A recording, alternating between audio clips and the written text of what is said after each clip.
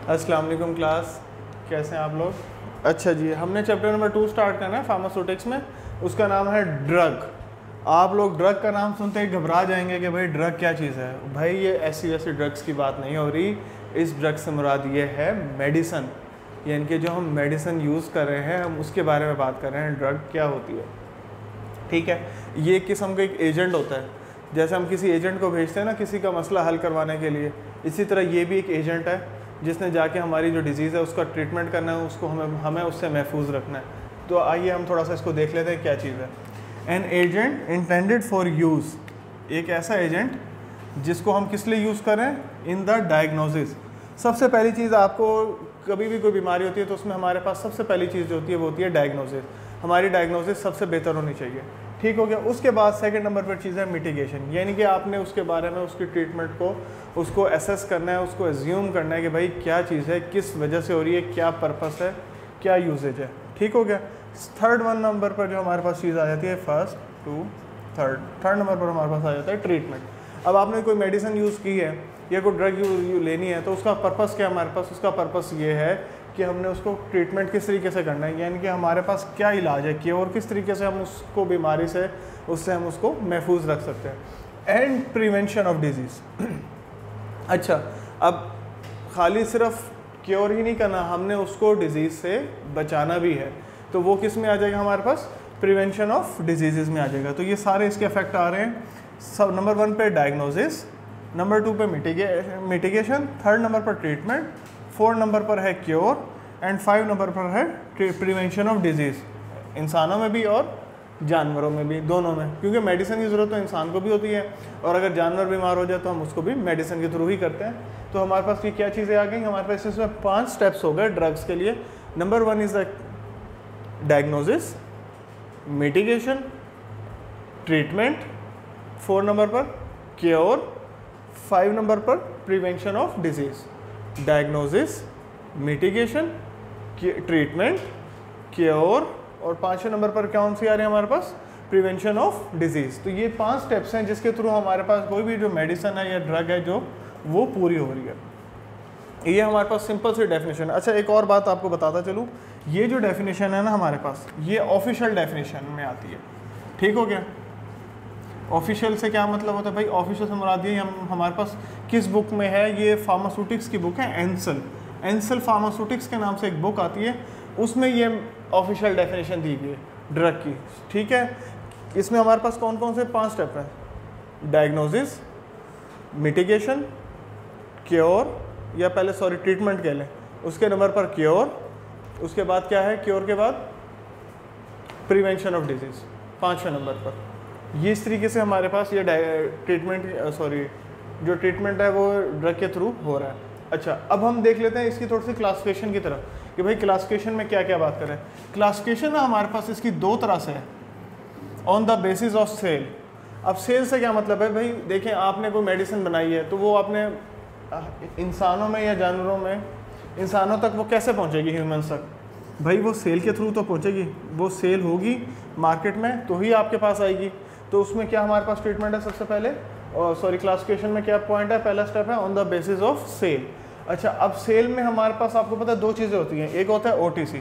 Mostly बच्चे confuse हो जाते हैं भाई OTC क्या है। हालांकि बच्चों वाली बातें हैं। OTC का मतलब होता है ओवर द काउंटर, यानी कि जो चीज़ आपके पास जो एक काउंटर होता है फार्मेसी का, उसके नीचे जो हमारे पास रूटीन की मेडिसिन होती हैं जो माइनर एलिमेंट्स के लिए यूज़ कर लेते हैं, जिसके लिए हमें प्रिस्क्रिप्शन की भी रिक्वायरमेंट नहीं होती, उसको हम क्या कहते हैं? OTC, over the counter. जैसे पैनाडॉल है, ब्रूफिन है, बस्कोपान है, ये सारी टैबलेट्स होती हैं हमारे पास, कालपोल है, काउंटर के नीचे रखी होती है।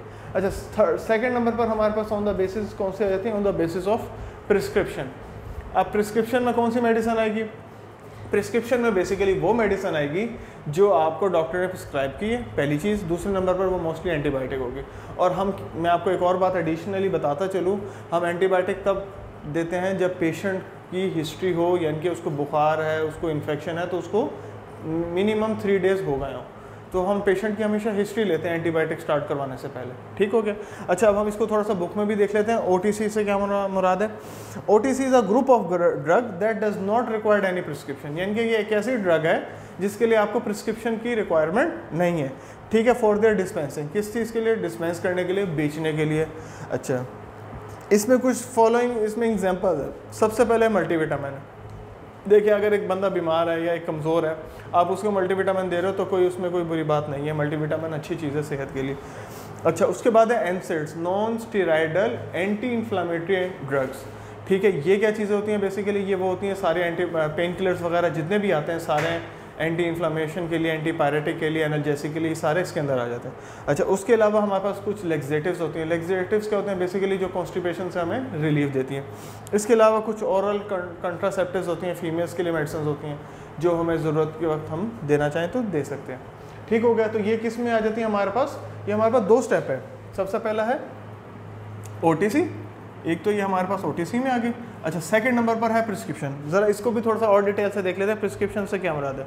These the drugs that can only be dispensed on the physician prescription, यानी कि जो एक फिजिशियन से क्या मुराद होता है, a person who has hold the degree of MBBS। जो डॉक्टर है उसको हम दूसरे लफ्ज़ों में क्या कहते हैं, फिजिशियन कहते हैं। ठीक है, तो उसको भी वो ये प्रिस्क्राइब कर रहा होता है, प्रिस्क्रिप्शन यूज़ कर रहा होता है। तो उसमें बेसिकली कौन कौन से होते हैं, उसमें मोस्टली एंटीबायोटिक्स होते हैं, एंटीबायोटिक्स हैं, स्टीरॉइड्स हैं, ठीक है, बेंजोडाइज़ेपिन है। अच्छा, उसके अलावा बार्बिचुरेट्स हैं। ठीक है, ये बेंजोडाइज़ेपिन, बार्बिचुरेट्स, ये क्या है, एंजियोलिटिक एंड हिप्नोटिक ड्रग्स हैं। ठीक हो गया। अच्छा, इसमें सेडेटिव्स भी आ जाती हैं, नॉन सेडेटिव भी आ जाती हैं। अच्छा, एंड उसके बाद इसके अलावा हमारे पास आ रही है हाइपोग्लाइसीमिक एजेंट।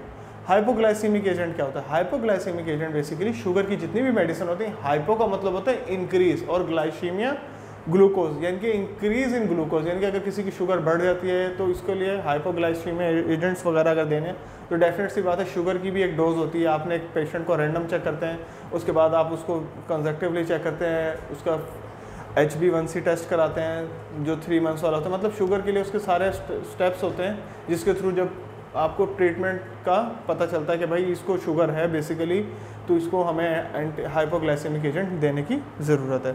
अच्छा, इसके अलावा हमारे पास जो लास्ट नंबर पर दिया हुआ है वो है एंटी हाइपरटेंसिव। एंटी हाइपरटेंसिव का मतलब ये होता है, यानी कि हाइपर का मतलब होता है इंक्रीज इन टेंशन, हाइपरटेंशन यानी कि ब्लड प्रेशर का इंक्रीज हो जाना। इसको हम क्या कहते हैं, इसको हम कहते हैं एंटी हाइपरटेंशन।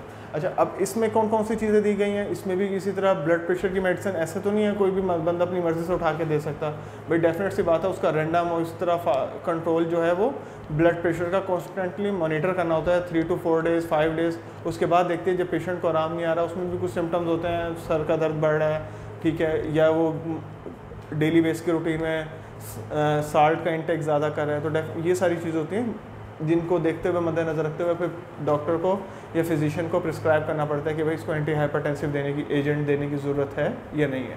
ठीक है, तो ये थे हमारे पास क्लासिफिकेशन ऑफ ड्रग 2 तरह से, on the basis of sale. उसके अंदर हमने एक चीज़ पहली पढ़ी है OTC, यानी कि ओवर द काउंटर ड्रग्स जिसके लिए प्रिस्क्रिप्शन की रिक्वायरमेंट नहीं है, और सेकंड नंबर पर था हमारे पास प्रिस्क्रिप्शन से मुराद ये जिसके लिए एंटीबायोटिक्स वगैरह जिसके लिए फिजिशियन को अलाउ होता है। Thank you so much.